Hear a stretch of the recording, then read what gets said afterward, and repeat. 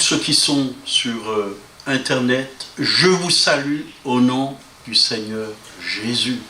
Que chacun puisse être encouragé ce matin, fortifié dans la foi.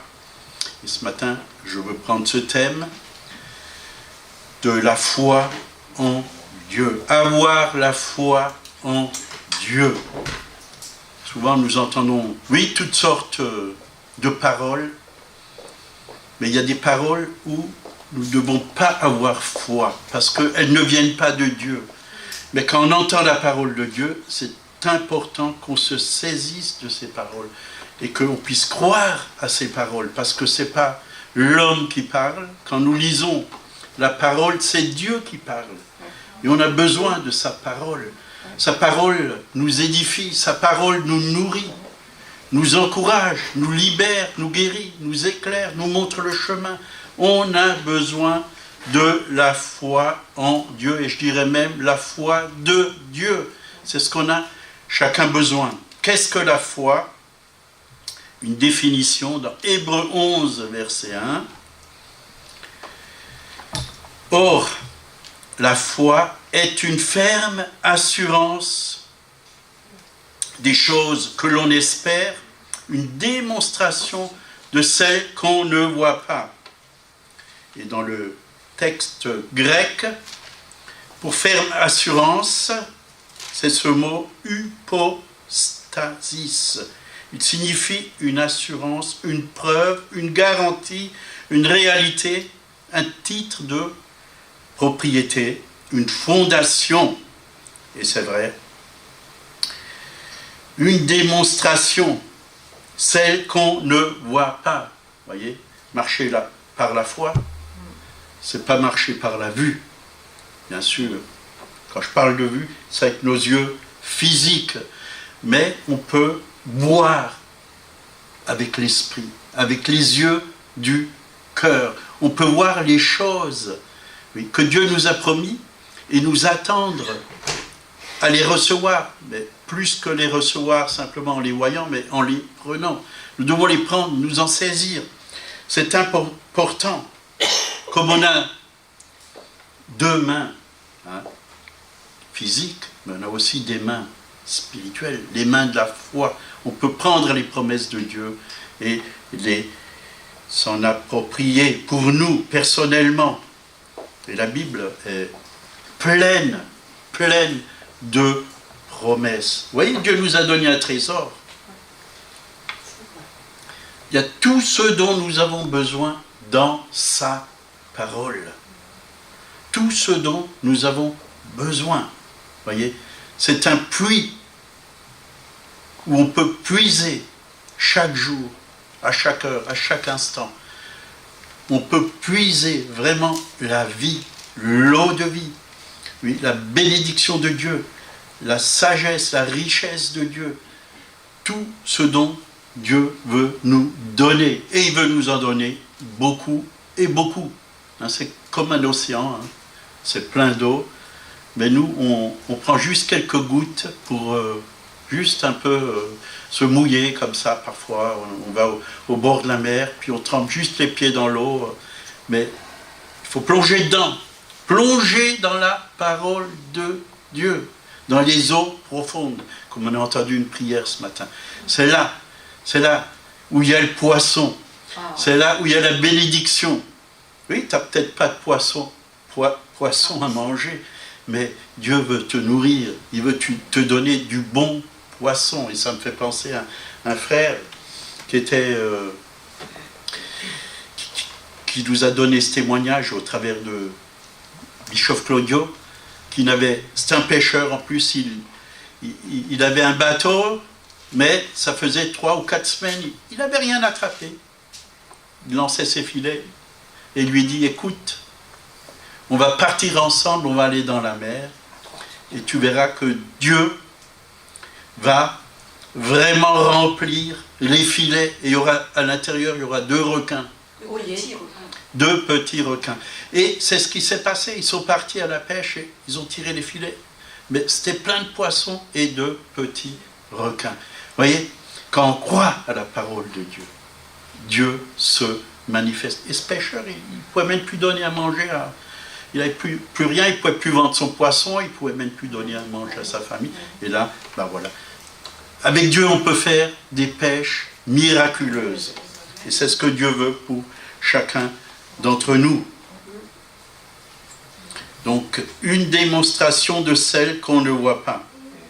Le mot démonstration en grec est les choses, qui signifie une conviction, une réfutation, une manifestation de la vérité, une preuve dont on peut traduire ce verset selon la pensée originale grecque. Or, la foi est une garantie, un titre de propriété, une assurance, une fondation qui soutient notre espérance. C'est une manifestation, une démonstration, une conviction, une preuve des choses qu'on ne voit pas avec nos yeux physiques. Donc, un titre de propriété.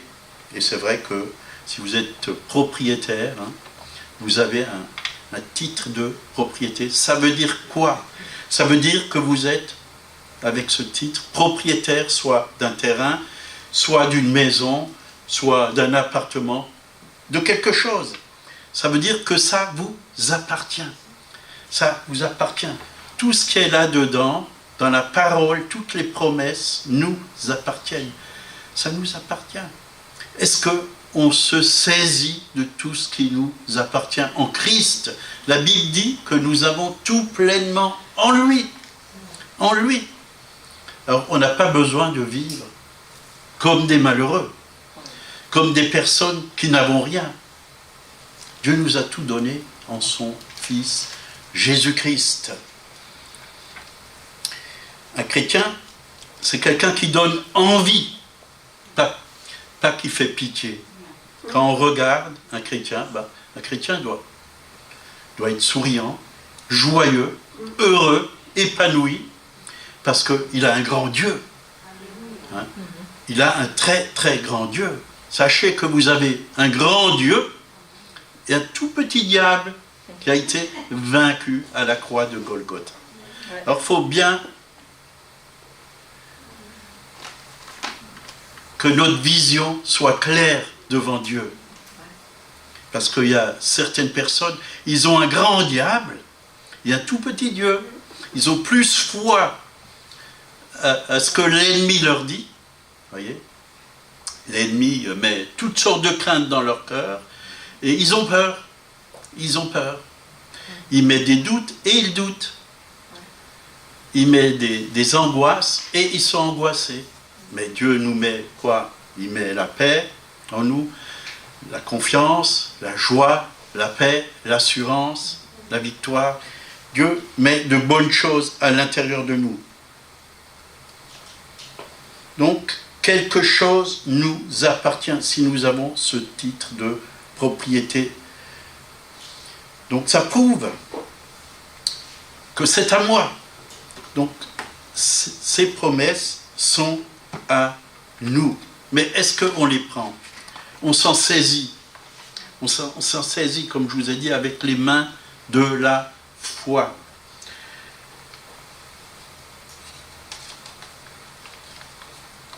Donc, la deuxième partie de ce verset nous dit une démonstration de celle qu'on ne voit pas. Voir fait partie de nos 5 sens. Et tout ce qu'on voit, parfois, c'est en opposition avec la vraie foi, avec ce que Dieu nous dit.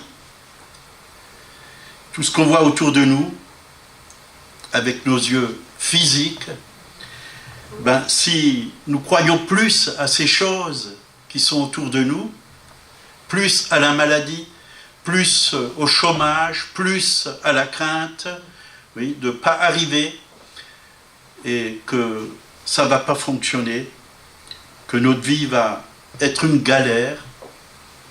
Si on croit à ces choses, ce que je crains, a dit Job, c'est ce qui m'arrive. C'est ce qui m'arrive.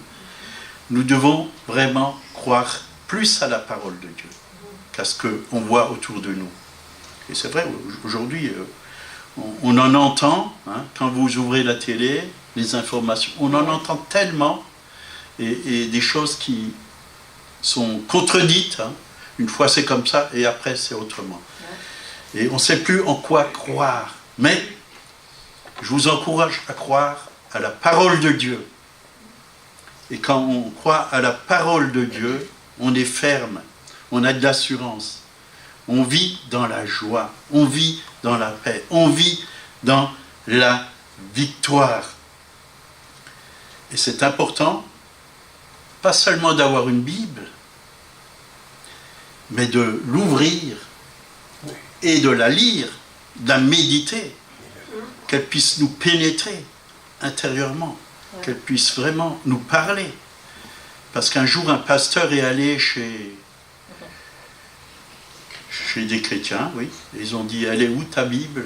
Ah, mais j'en ai une, mais je ne peux pas la lire. Mais pourquoi? Je l'ai mis sous le pied d'une armoire pour que l'armoire ne tombe pas. Comme il manquait un pied. Et donc, si j'enlève, l'armoire risque de tomber. Mais la Bible, il faut la mettre au bon endroit. Mettez-la sur votre bureau ou sur la table de nuit, mais il faut surtout la mettre dans le cœur, à l'intérieur. C'est un trésor. Le trésor doit être dans notre cœur. Et personne ne peut nous voler ce trésor. Donc, nous devons nous appuyer sur la parole de Dieu, non aux circonstances extérieures, mais sur ce que Dieu dit. Parce que ce que sa bouche dit, sa main l'accomplit. Dieu n'est pas un homme pour mentir. Dieu dit toujours la vérité.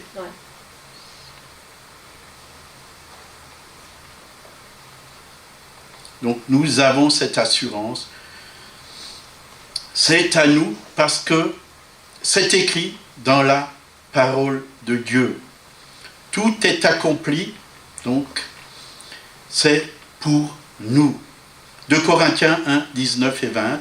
Car le Fils de Dieu, Jésus-Christ, qui a été prêché par nous, au milieu de vous, par moi et par Sylvain et par Timothée, n'a pas été oui et non, mais c'est oui qui a été en lui, car pour ce qui concerne toutes les promesses de Dieu, c'est en lui qu'est le oui, c'est pourquoi encore l'amen, par lui est prononcé par nous à la gloire de Dieu. Est-ce que nous pouvons dire oui à la parole de Dieu et amen? Amen. C'est important que nous puissions le dire, que tout soit à sa gloire. Et c'est vrai, le Seigneur veut nous donner tout ce dont nous avons besoin. Tout ce dont nous avons besoin, selon sa richesse avec gloire en Jésus-Christ, selon Philippiens 4, verset 19. Ce dont nous avons besoin. Il y a des choses qu'on n'a peut-être pas besoin. Alors, il ne faut pas les demander au Seigneur. Parfois, on demande des choses qu'on n'a pas besoin. On doit demander ce dont nous avons besoin. Moi, je demande souvent la sagesse parce que je sais que j'ai besoin de la sagesse de Dieu. C'est important, la sagesse. Très important. La sagesse pour ma vie déjà, mais aussi la sagesse pour conseiller ceux qui sont autour de moi, pour que je puisse dire quelque chose qui va les édifier, les encourager, les aider, peut-être à résoudre un problème, une difficulté. La sagesse, parce qu'avec chaque personne, nous ne devons pas agir de la même manière, mais Dieu a vraiment une parole spéciale pour chaque personne, selon la situation de chaque personne. Et nous avons besoin du conseil d'en haut, de la sagesse. Mais aussi, pour ma propre vie, Dieu m'a tout donné, c'est vrai, puisque maintenant je suis retraité. Avant, j'avais besoin de la sagesse pour le travail. Ça ne veut pas dire que je ne travaille plus, je fais toujours un peu de peinture chez moi à la maison. Hein. mais la sagesse, elle est toujours là. Mais pour bien diriger aussi ma famille, pour que je sois un témoin quand quelqu'un vient chez moi, pour que je puisse vraiment aimer les personnes. Encore ce matin, je disais au Seigneur, qu'est-ce qu'est la chose la plus importante? Et le Seigneur me disait, c'est l'amour. Aime tes frères et sœurs. Aime tes frères et sœurs. Et pas que tes frères et sœurs, même ceux qui t'en veulent ou te veulent du mal. Aime-les. Aime-les. Parce qu'il n'y a que Dieu qui peut les transformer. Moi, je peux les aimer et prier pour eux, mais Dieu peut transformer leur vie. Donc, peut-être, quelqu'un qui a une maladie, leur dire que Jésus a tout payé à la croix de Golgotha, que dans ses meurtrissures, nous avons la guérison. Nous avons été guéris. Il y a des promesses dans la parole. C'est oui et amen pour chacun et pour chacune. Et la Bible nous dit dans Psaume 23, verset 1, « L'Éternel est mon berger, je ne manquerai de rien. » Et depuis ma conversion, au tout début, je lisais beaucoup ce psaume parce que j'aimais et je prenais le verset 1. « L'Éternel est mon berger, je ne manquerai de rien. Je ne manquerai pas de paix, je ne manquerai pas de joie, je ne manquerai pas de sagesse, je ne manquerai pas de force, je ne manquerai pas de santé. » Et je proclamais cela, et je le proclame encore aujourd'hui. Je ne manquerai de rien. Et le mot rien, ben c'est rien. C'est-à-dire que j'ai tout en lui. Il est ma lumière, il est mon salut, il est ma guérison, il est ma délivrance, il est ma victoire, il est ma gloire, il est ma force. Et ainsi de suite. Je ne manquerai de rien. Et c'est vrai que on allait se marier, on n'avait rien. Et là, j'avais tout par la foi, mais j'avais rien dans les poches. C'est vrai. J'allais me marier, mais j'avais rien. J'avais pas d'appartement. Puis on m'a montré un petit appartement qui était vide. Et je disais au Seigneur, ben oui, tu as dit que je manquerais de rien. Et en voyant cet appartement, je l'ai pris par la foi, au nom de Jésus, que cet appartement me soit donné. Parce qu'un appartement vide ne sert à rien, autant que j'aille l'habiter. Et on y allait voir le propriétaire, il nous a dit, pour l'instant, il y a juste un répondeur là, automatique pour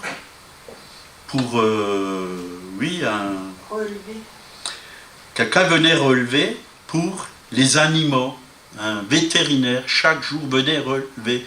Et il m'a dit, s'il part, je vous laisse l'appartement.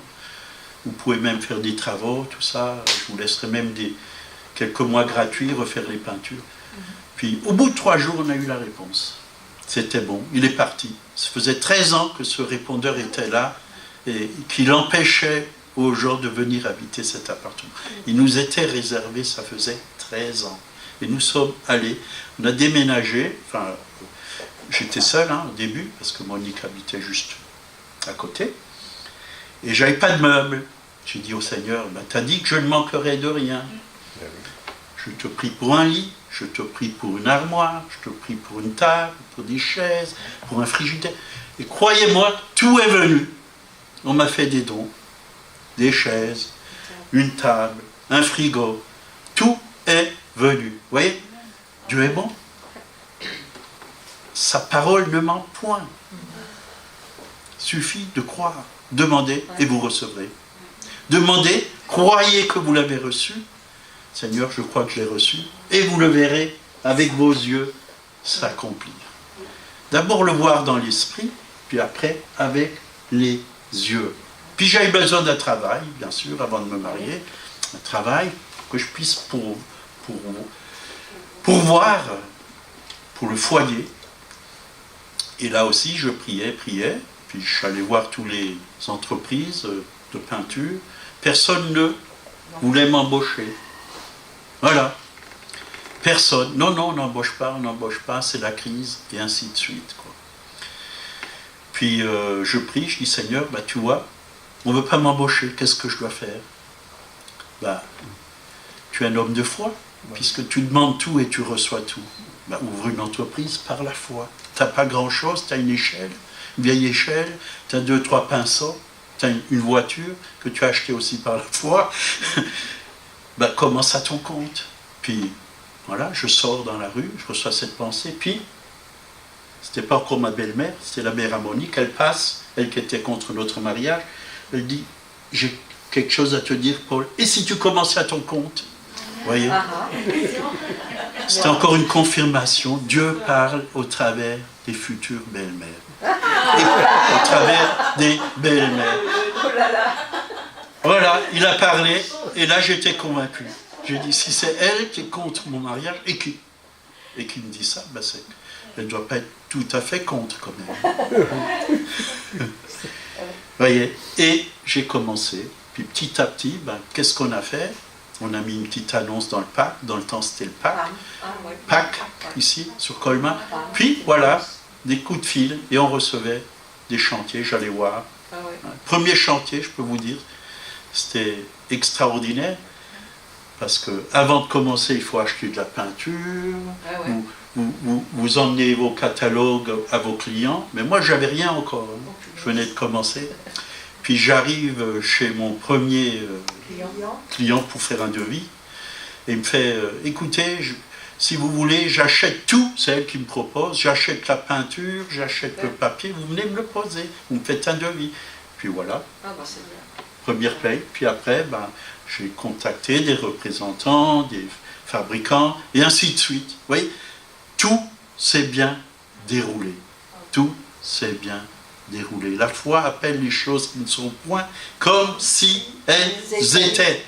Et là aussi, dans la prière, Seigneur, j'appelle des chantiers à l'est, à l'ouest, au nord, au sud, d'Ingersheim et de Colmar et de la région. Et des coups de fil de tous les côtés. Dieu ouvre les portes. Et quand Dieu ouvre les portes, personne ne peut les fermer. Personne ne peut les fermer. Voyez?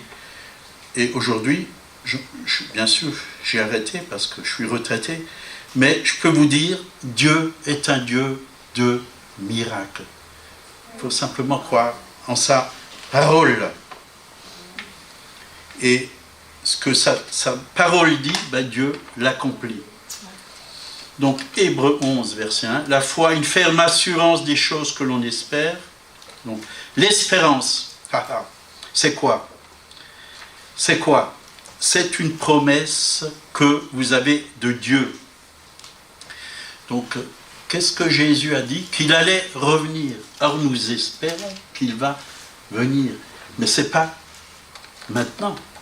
C'est quelque chose qui va se faire. C'est ça l'espérance. Une parole que Dieu nous a donnée par rapport à une situation donnée. L'espérance vous montre ce qui est à vous. Mais l'espérance n'est pas la foi. Tu espères recevoir, je ne sais pas moi, un mari ou une femme, si tu es célibataire. Tu espères avoir peut-être une maison ou un appartement. Tu as cette espérance au fond de toi. Mais c'est bon, il faut avoir l'espérance. Mais c'est la foi qui va emmener les choses. Ce n'est pas l'espérance, c'est la foi. C'est la foi. Il ne faut pas simplement dire oui, j'espère, oui, j'espère, oui, j'espère. Tu peux espérer toute ta vie et aller dans la tombe sans avoir reçu ce que tu as espéré. Vous devez mettre votre foi en action sur vraiment la promesse de Dieu. L'espérance, c'est vraiment espérer quelque chose de la part de Dieu. Mais si vous voulez que la chose se réalise, vous devez mettre votre foi en action. Prendre par la foi. Donc ne confondons pas l'espérance et la foi. J'espère être guéri. Mais prends la guérison, tu vas voir. Ça va être plus que de l'espérance. C'est la promesse qui va se réaliser pour toi. Donc l'espérance, c'est quelque chose qu'on attend,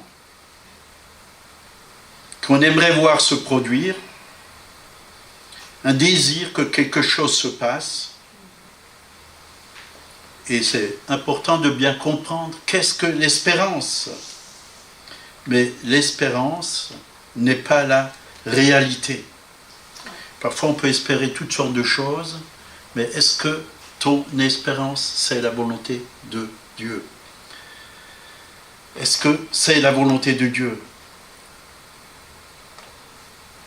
On espère souvent plein de choses qui ne se réalisent pas, mais l'espérance doit nous venir de la parole de Dieu.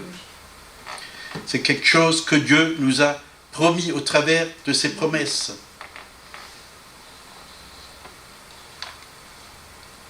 L'espérance, c'est comme si vous allez dans un magasin et vous regardez toutes les belles choses qu'il y a dans ce magasin. Et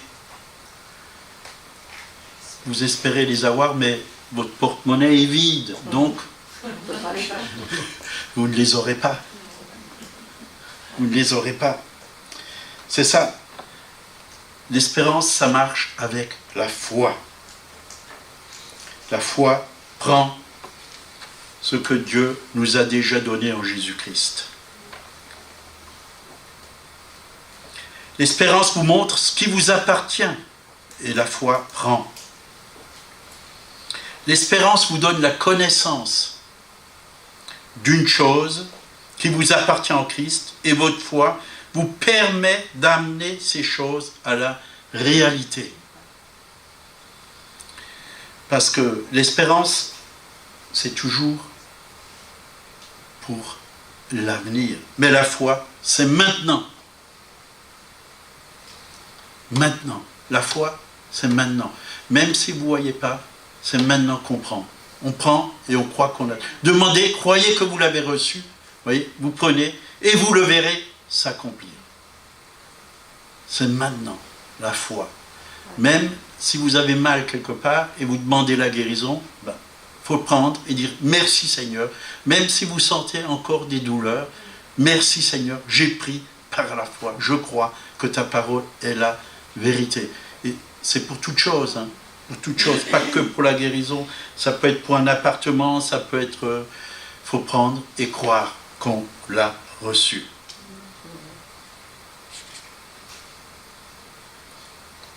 Vous voyez, l'espérance, c'est parfois comme si vous allez chez le barbier, c'est pour les hommes, hein, pas pour les femmes. Il y a écrit « Demain, on rase gratuit ».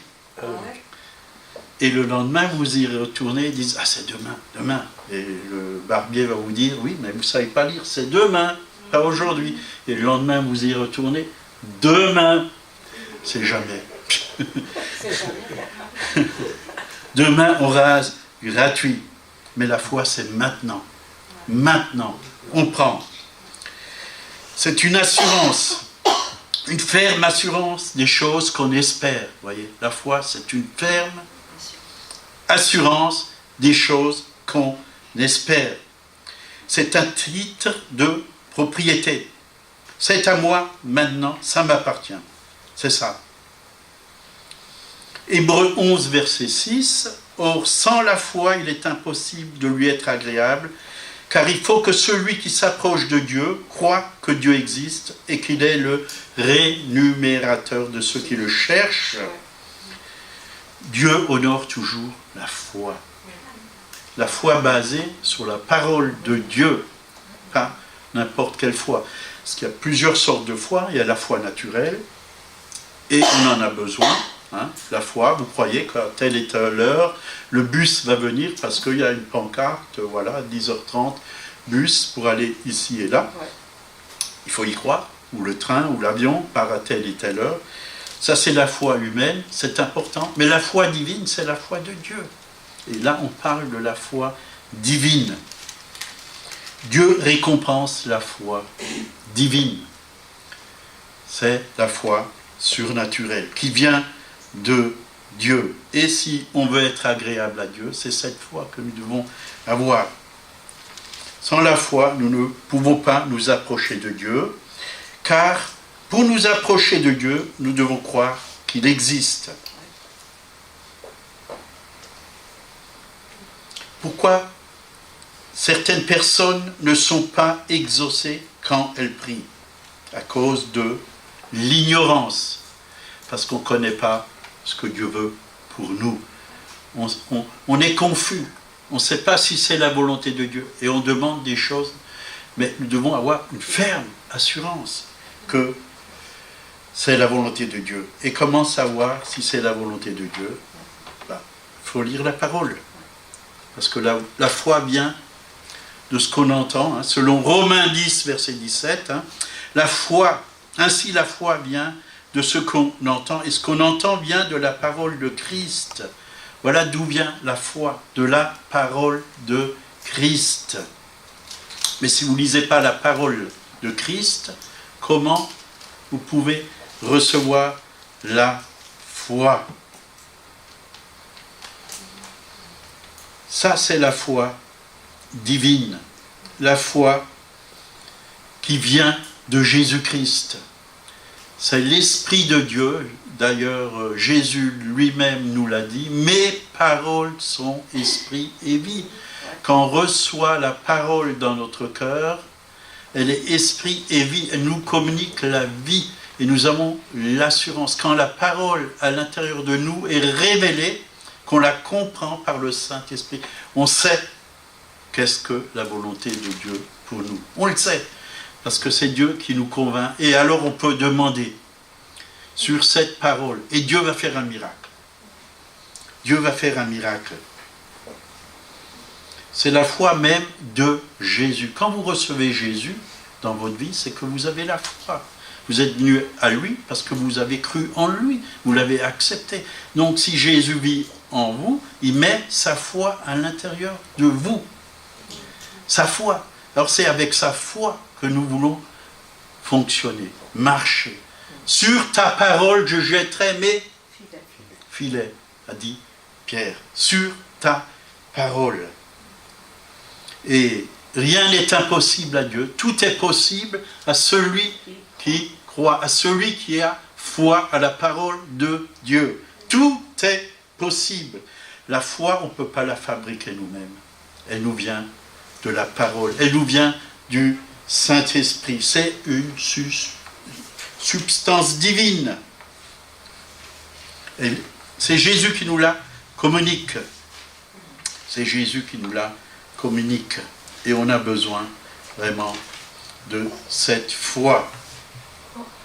Et je pense à Pierre, hein, quand Jésus, il a vu Jésus avec les disciples marcher sur l'eau, et ils l'ont pris pour un fantôme. Ils ont eu peur.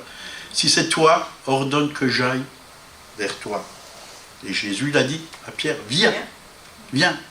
Et Pierre n'a pas marché sur les eaux, il a marché d'abord sur la parole de Dieu. Et c'est alors qu'il a pu marcher sur l'eau. Parce qu'il a cru à la parole de Jésus. Il a marché. Mais quand il a vu le vent, la tempête, il a raisonné à l'intérieur de lui, dans ses pensées. Il voyait les vagues, la tempête, et il a cru, il a eu peur. D'ailleurs, la Bible dit qu'il a eu peur. Et il a commencé à couler. Mais Jésus lui a tendu la main et l'a secouru. Quand on regarde les choses extérieures, le doute peut venir. Mais nous ne devons pas voir les circonstances extérieures, le vent, les tempêtes, et il y en aura. Et il y en aura de plus en plus. Ouais. Mais Dieu permet les tempêtes pour qu'on soit ancré en lui et qu'on regarde en lui, quand on fixe nos regards vers lui, dit la parole de Dieu, on est rayonnant de joie. Quand on fixe nos regards vers lui, on est confiant. On sait qu'il règne, qu'il est à l'œuvre, qu'il est Seigneur. Et il sait venir à notre secours. Il sait venir à notre secours. Donc le doute, c'est le contraire de la foi. C'est le contraire. Et quand on doute, on ne peut pas s'imaginer de recevoir quelque chose du Seigneur, dit la parole. On va voir encore un autre passage qui nous parle de la foi. Il y a plein de passages qui nous parle de la foi dans la Bible. On pourrait faire des jours et des heures. Marc 2, verset 1 à 12. Quelques jours après, Jésus revint à Capernaum.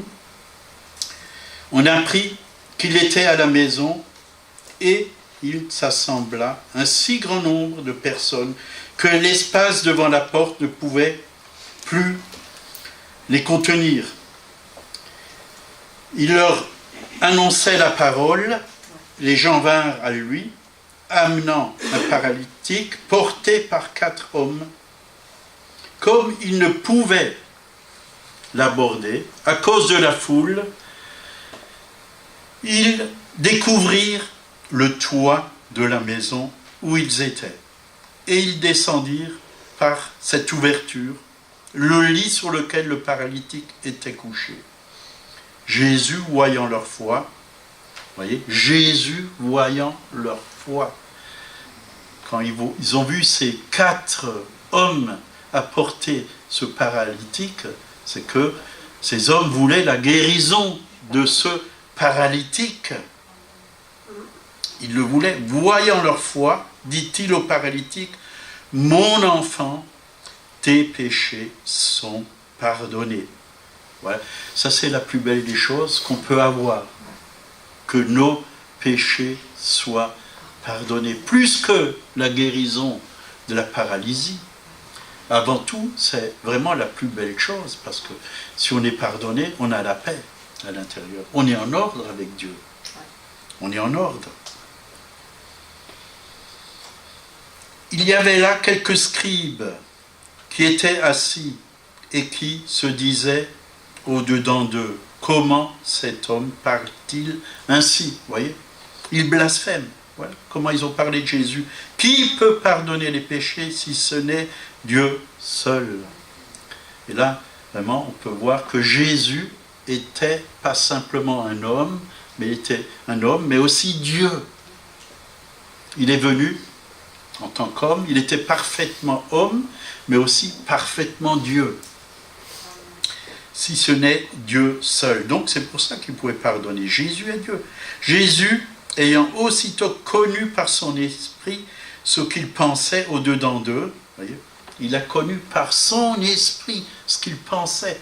Voyez, il avait une parole de connaissance de ce que pensait, même s'il n'a peut-être pas entendu ces hommes parler, ou ce scribe parler, mais il l'a connu à l'intérieur de lui. Le Saint-Esprit nous révèle toutes choses. Il leur dit, pourquoi avez-vous de telles pensées dans vos cœurs? Lequel est le plus aisé de dire au paralytique, tes péchés sont pardonnés, ou de dire, lève-toi, prends ton lit et marche, afin que vous sachiez que le Fils de l'homme a sur la terre le pouvoir de pardonner les péchés. Je te l'ordonne, dit-il au paralytique, lève-toi, prends ton lit et va dans ta maison. Et à l'instant, il se leva, prit son lit et sortit en présence de tout le monde, de sorte qu'ils étaient tous dans l'étonnement et glorifiaient Dieu, disant, nous n'avons jamais rien vu de pareil. Alléluia. Nous n'avons jamais rien vu de pareil. Ils étaient tous étonnés. C'était tellement formidable, fantastique. Jésus n'est pas venu faire de reproches à ces 4 hommes parce qu'ils ont démonté le toit. Si on le faisait chez vous. Ah, mon toit. Pourquoi vous enlevez les tuiles et vous faites descendre? Non, Jésus, il voyait le besoin avant tout. Il voyait leur foi. Il a vu leur foi. Et il a agi. Il a manifesté sa bonté. Pas seulement la guérison du corps du paralytique, mais plus que cela, le pardon des péchés. Le pardon des péchés. Et c'est ce que Dieu veut avant tout, le pardon des péchés avant tout. Et parfois, c'est vrai qu'il y a des personnes qui ne sont pas guéries parce qu'ils ont une rancœur, une haine envers un frère ou une sœur ou envers quelqu'un de la famille.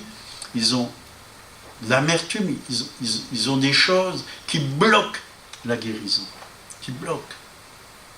Le non-pardon, ça peut vous faire mal dormir la nuit.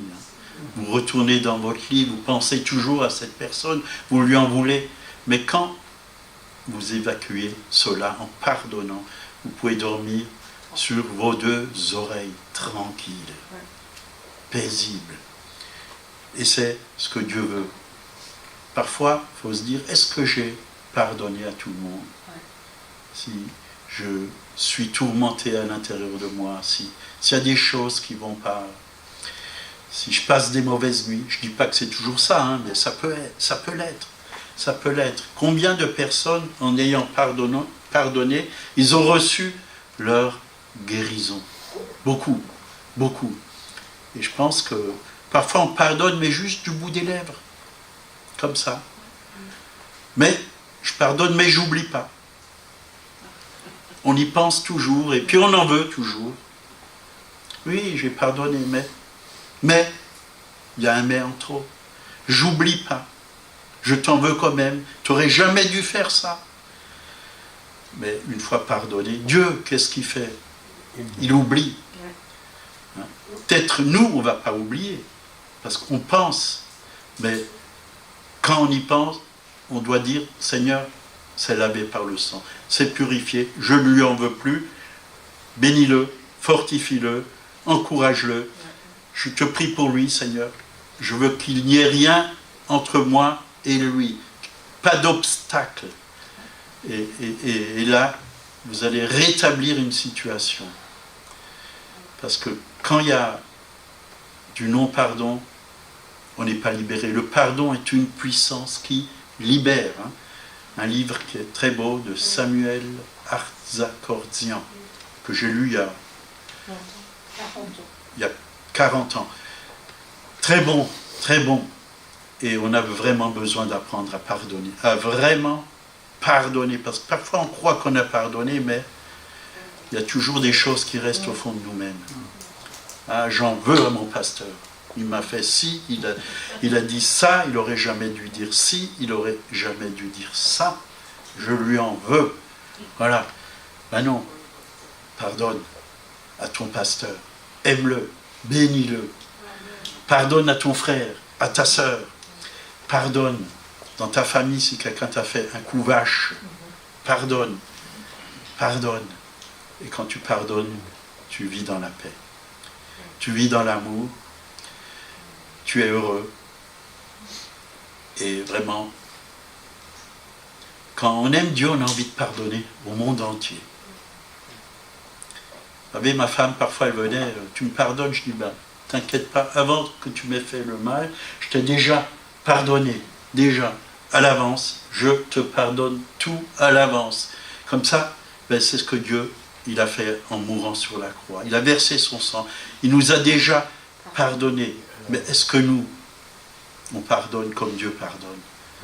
Dieu, il a déjà tout oublié. Il a tout accompli. Nos péchés, il les a déjà tous effacés. Passé, présent et à venir. Il les a déjà effacés. Il nous a déjà pardonné. Mais c'est bon que nous lui demandons quand même pardon. Parce que nos cœurs doivent être reconnaissants pour ce qu'il a fait pour nous à la croix de Golgotha. Tout est accompli. Amen. On va s'arrêter là. Seigneur, merci. Parce que tu nous as pardonné, Seigneur. Et nous aussi, nous voulons être de ceux qui pardonnent. Apprends-nous à être dans la foi, Seigneur. Vivre avec cette foi que tu as mis en nous au travers de la parole de Dieu. À nous saisir de tes promesses, à ne pas nous laisser influencer par le monde extérieur, visible, par nos yeux physiques. Mais, Seigneur, à voir vraiment toutes les richesses qui sont dans ton royaume, Seigneur. Parce que tu veux que ton Église soit puissante, forte, victorieuse, glorieuse. Oui, la lumière du monde, le sel de la terre. Tu veux une Église qui donne envie. Oui, merci, Seigneur. Parce que tu lèves ton Église, tu lèves ton armée, Seigneur. Tu lèves des hommes, des femmes de foi. Alléluia. À toi la gloire, à toi la victoire, au nom de Jésus. Amen. Amen. Soyez bénis.